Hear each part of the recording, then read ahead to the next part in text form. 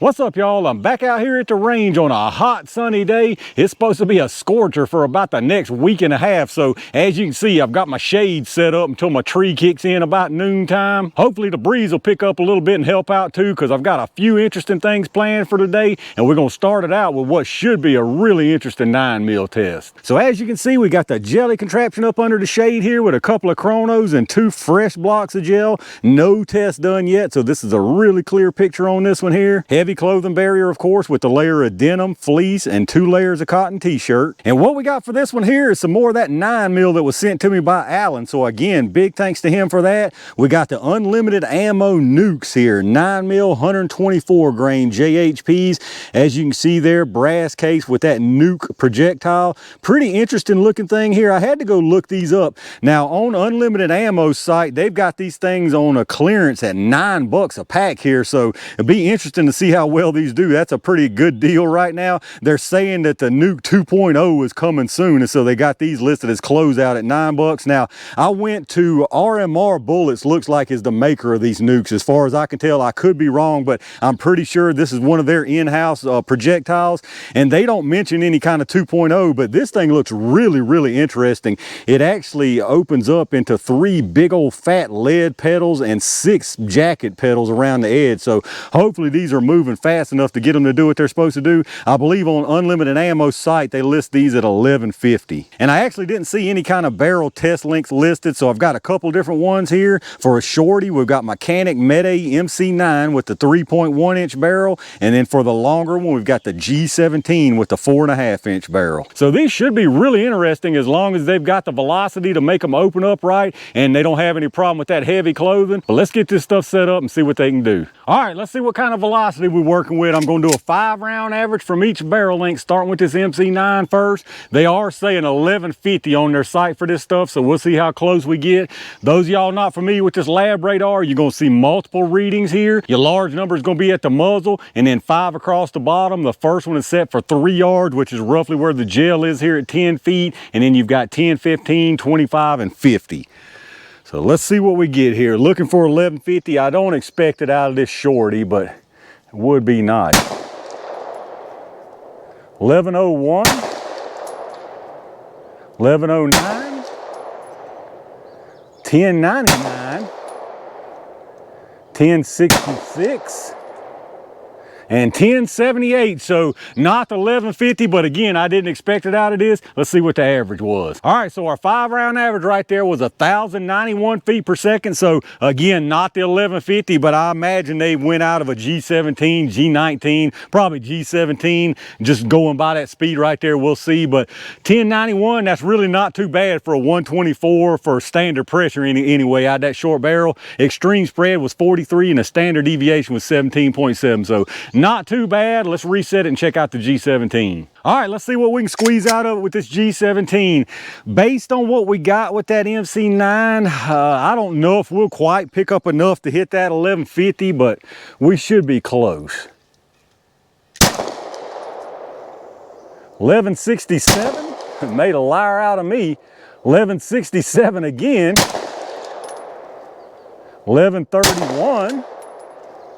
1154 and 1153. So definitely made a liar out of me. I didn't expect it to quite hit it, but it definitely did. Let's check out the average. All right, we're looking good on this one here again. 1,154 feet per second. So the average was over the 1150 on the box. The high was 1161. We did have one at 1131, but that's not drastically off by any means. Extreme spread of 37 and a standard deviation of 15. So you really can't ask for it to do a whole lot more than exactly what it says, which is what it's done so far. 1154 out of this one. If you remember out the MC9, it was 1,091. So you're talking about 63 feet per second difference between them. Is that going to make a huge difference in the gel? I don't think so. I think both of these are probably going to do a pretty good job depending on that clothing. I think it's going to be the make or break on this one right here. But let's get this stuff set up. Y'all know what time it is. All right, y'all, it's WMD jelly time. I'm gonna put one of each barrel length into the gel, starting with this MC9. I really hope these things do well because I want to see them expanded. They look pretty cool in the pictures. Let's see what happens. All right, that went exactly where I wanted it. Hopefully it looks good. Let's go see what we got.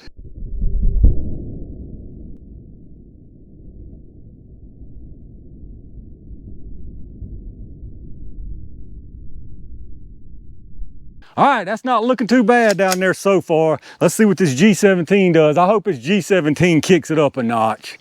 Let's see what happens.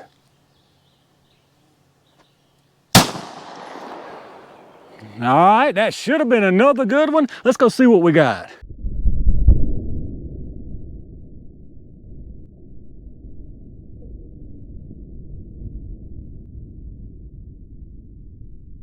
All right, let's check out what we got down here. Not terrible results right here, but definitely not what I wanted to see. As you can see here on the top, that's the one from the MC9. Now, nice disruption. It comes in here, really nice disruption. Looks like it tries to start to expand immediately. Disruption pretty much all the way through the block here. You lost a little bit of jacket. I see a little bit of jacket there, a little bit right there. Goes all the way through this first block into the second block, probably 3 or 4 inches.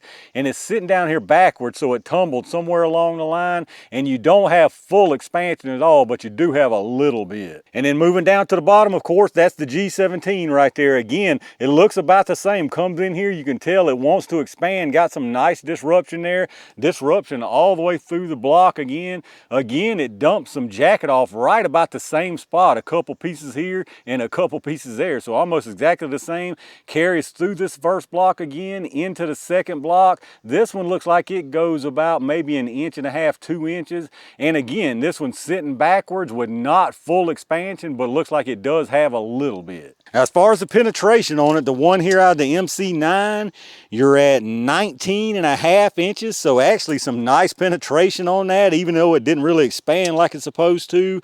And then on this G17, you're at 17.75. So nice penetration from both of these, but as you'll see here shortly, they definitely didn't expand fully. And then here's your close-up look. Like I say, nice disruption through here, all the way through this first block. And then you can see a couple of pieces of the jacket from both of them.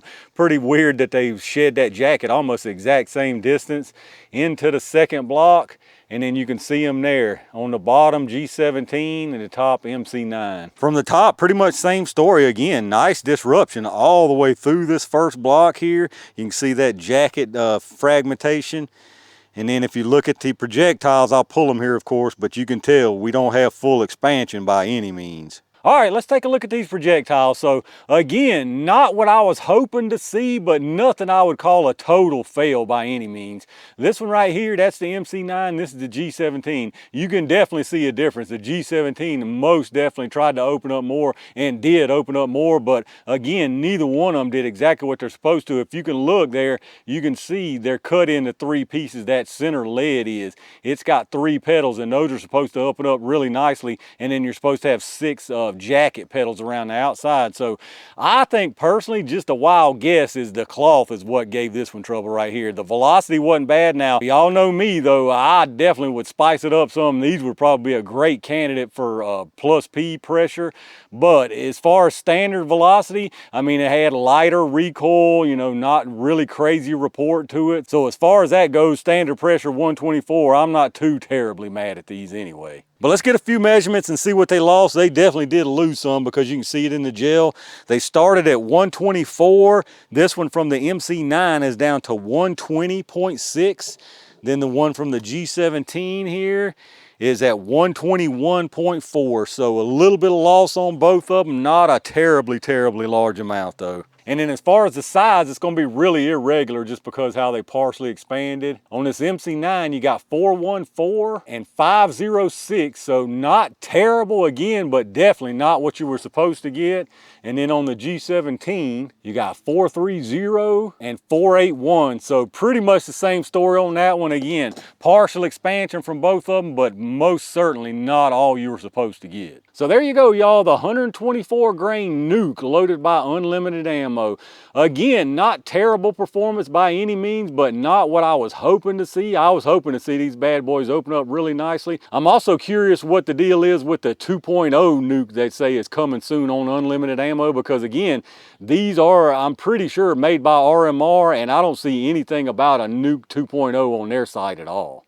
All right, y'all, I'm gonna call it right there for a halfway decent 9mm test to start today. Again, I was hoping to see these things expanded just to see what they look like with the 3 big old lead pedals and the 6 jacketed pedals. They've got some pictures of them expanded on their site if y'all want to check them out. Unfortunately, we didn't get to see it here. Velocity was right there around where they claimed it to be, so I don't think that was a big issue. It probably could use a little bit more. I don't know how far you could push it with the jacket kind of fragmenting like it did, but looks to me like it could use a little bit more, or it could just be the heavy clothing just fouling it up. But either way, definitely not the best we've seen, but not the worst. And right now for $9, I think they're probably worth that. But let me know down in the comments what y'all think about them. Any y'all out there run these nukes from unlimited ammo, or nukes loaded from somebody else, or even from yourself, your own loading? Let me know down in the comments if you do run them and what kind of results you've seen. If you enjoyed the video, take a second to reach down and hit that thumbs up button, subscribe to the channel, and make sure you've got your notifications turned on so you get notified when I upload stuff. Take a second if you're doing some shopping and check out the affiliate links I've got in the video description.